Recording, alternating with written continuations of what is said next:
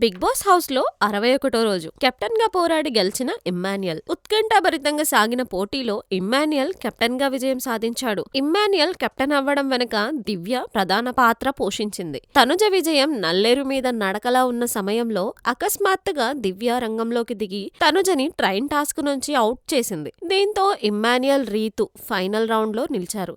అయితే big boss final task చాలా తెలివితేటలుగా కూడుకున్న విధంగా పెట్టారు. ఈ టాస్క్ లో సునాయాసంగా ఇమ్మాన్యుయల్ విజయం సాధించి హౌస్ కు రెండోసారి కెప్టెన్ గా ఎంపికైనట్టుగా బిగ్ బాస్ ప్రకటించారు. దీంతో కెప్టెన్ పోటీలో తనుజ, రీతు వీళ్ళిద్దరూ నిరాశకు గురయ్యారు. తనుజ గత 4 వారాలుగా కెప్టెన్సీ కోసం చాలా తాపత్రయపడింది. అయితే తన ఆశలపై దివ్య నీళ్లు చల్లింది.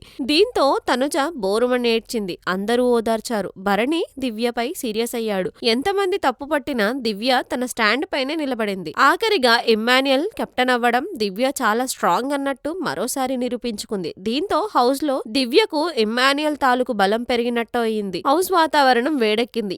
ఎవరిని నమ్మాలో తెలియని పరిస్థితులు ఏర్పడ్డాయి. ఇక నుంచి మిగిలిన రోజులు ప్రతిరోజు ఉత్కంఠభరితంగానే హౌస్ సాగుతుందని చెప్పవచ్చు.